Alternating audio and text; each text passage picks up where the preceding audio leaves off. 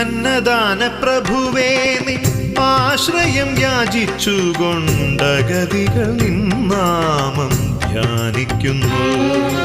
അത്താഴ പട്ടിണിക്കാർ തിരുവയ്ക്കത്തെത്തുമ്പോൾ ഒരു പിടി അന്നം നൽകും ഭഗവാനേ. അന്നദാന പ്രഭുവേ നിൻ ആശ്രയം യാചിച്ചുകൊണ്ടഗതികൾ നിന്നാമം